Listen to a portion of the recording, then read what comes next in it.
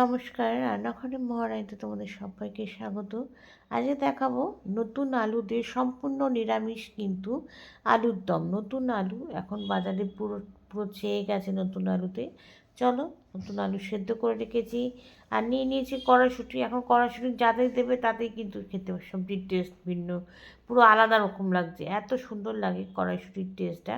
এবার কড়াইশুঁটি নিয়ে নিয়েছি আর নিয়ে নিয়েছি সেদ্ধ করা নতুন আলু। এবার উপর থেকে কিন্তু আমি একটু জাস্ট নুন দিয়ে মিশিয়ে রাখলাম।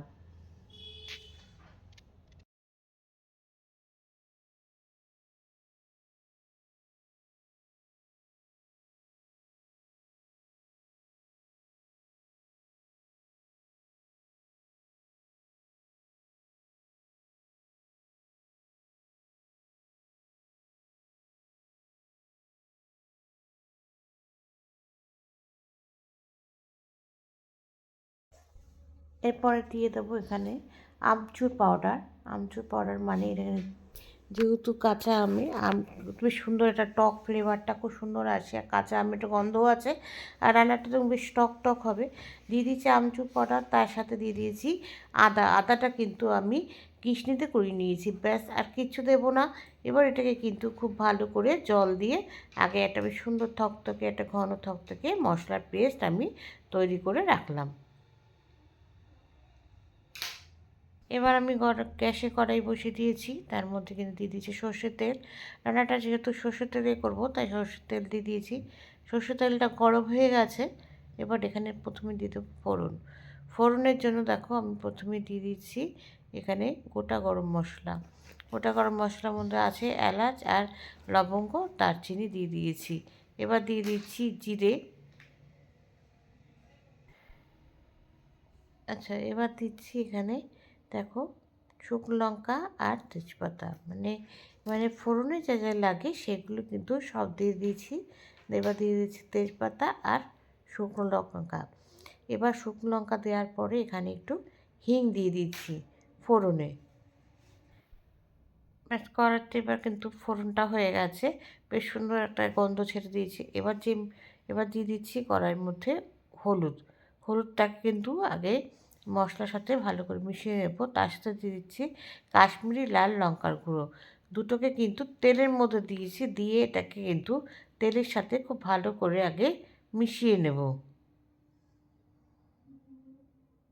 আচ্ছা, এবার মশলাটা কিন্তু দিয়ে দিয়েছি। এবার এখানে যে মশলাটা বাটিতে মানে তৈরি করে রেখেছিলাম সেটা দিয়ে দিলাম। আর এরম আলুর দম রান্না কিন্তু খুব সোজা, কেননা আলুটাই যখন সেদ্ধ করা থাকে তারপর শুধু মশলাটা কষানোর ব্যাপার, এইটুকু হলেই কিন্তু রান্নাটা হয়ে যাবে। এবার আর বাটিটা ধোয়া জল দিয়ে দিলাম, দিয়ে এবার মশলাটা যতক্ষণ কষাবো, মশলাটা কিন্তু বেশ অনেকক্ষণ কষিয়ে নিয়েছি।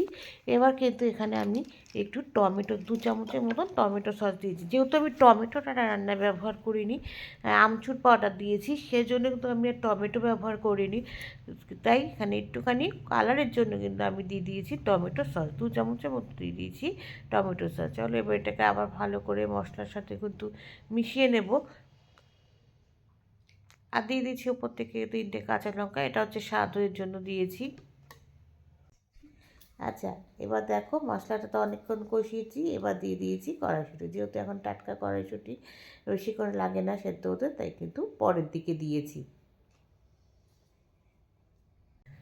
এবার দেখো মশলাটা তো অনেকটা কষে গেছে, সুন্দর একটা গন্ধও কিন্তু ছাড়ছে রান্নাটা থেকে। এবার এখানে একটু কসুরি মেথি দিয়ে দিচ্ছি উপর থেকে। কসুরি মেথিটা দিয়ে কসুরি মেথির কিন্তু গন্ধটা খুব সুন্দর, একদম মেথি শাকের মতন গন্ধটা। এবার এখানে আমি কাজু আর কাজু আর পোস্ত একটু বেটে রেখেছিলাম, সেটা এখানে দিয়ে দিলাম। দিয়ে এবার এটাকে কিন্তু ভালো করে মিশিয়ে নেব। তার সাথে অবশ্যই একটা লঙ্কাও বেটে রেখেছিলাম। এবার এটাকে কিন্তু খুব ভালো করে এবার মিশিয়ে নেব। এবার দেখো এর মধ্যে দিয়ে দিচ্ছি আমি একটুখানি চিনি, স্বাদ অনুযায়ী চিনি, চিনিটা তো দিতেই হয়। আর তার উপর থেকে দিয়ে দেবো সেদ্ধ করা আলু। সেদ্ধ করা যেহেতু আলু মানে শেষের দিকে দিয়েছি। এবার মশলার সাথে খানিকটা কিন্তু আগে আলুটাকে কষিয়ে নেব, বেশ কিছুক্ষণ কিন্তু 10 মিনিট, নতুন আলু তো, নতুন আলু কিন্তু মানে একদম সে মনে হয় না সেদ্ধ হয়ে গেছে, কিন্তু সেদ্ধ একটু হতে সময়ও নেয়। আর বেশ গোটা গোটা আস্তে আস্তে থাকে, দেখলে মনে হয় যেন সেদ্ধ হয়নি, কিন্তু সেদ্ধ কিন্তু হয়ে গেছে। আর ঠান্ডা হয়ে গেলে যেন মনে হয় শক্ত হয়ে আছে, কিন্তু এই সময় তো নতুন আলুই খেতে হয়। আচ্ছা, মশলা তো যেহেতু সব কিছু দিয়ে কষিয়ে নিয়েছি, এইভাবেও কিন্তু আলুরদমটা রেখে দিতে পারো, কোনো অসুবিধা নেই। কিন্তু আমি একটু জল দিয়েছি, তার কারণ হচ্ছে মানে ঝোলটা কিন্তু আর একদম শুকিয়ে যাবে, আর ওইভাবে রাখলে কিন্তু পরে রুটি ফুটি দিয়ে খেতে খুব অসুবিধা হবে, তাই এখানে একটু ঝোল দিয়ে দিয়েছি। ফুটে উঠলে রেখে দেবো, তারপর দেখবে ঝোলটা ঘন হয়ে যায়। সেই জন্য কিন্তু আমি মানে একটু জল দিয়ে মিশিয়ে নিচ্ছি মশলাগুলো। আচ্ছা, এবার তো আমার কিন্তু রান্নাটা শেষ পর্যায়ে, দেখো ঝোলটাও কিন্তু অনেকটা টেনে গেছে। আর নিরামিষ রান্না তো, নিরামিষে কিন্তু একটু মশলা টশলা দিয়ে এরকম রকমের আলুর দম বিশেষ করে খেতে খুব ভালো লাগে। আচ্ছা, এবার দিয়ে দিচ্ছি ওপর থেকে ঘি। লাস্ট কিন্তু হয়ে গেছে আমার আলুর দমটা একদম রেডি। তাই এবার ওপর থেকে একটু ঘি মিশিয়ে দিচ্ছি, তাহলে কিন্তু গন্ধটাও ভালো লাগবে, আর খেতেও ভালো লাগবে, ভাতের সাথে খেতেও ভালো লাগবে। তাই চলো এবার এখানটা ভালো করে ঘি দিয়ে মিশিয়ে নিই। এবার এটাকে কিছুক্ষণের জন্য ঢেকে রাখবো, তারপর কিন্তু সার্ভ করব।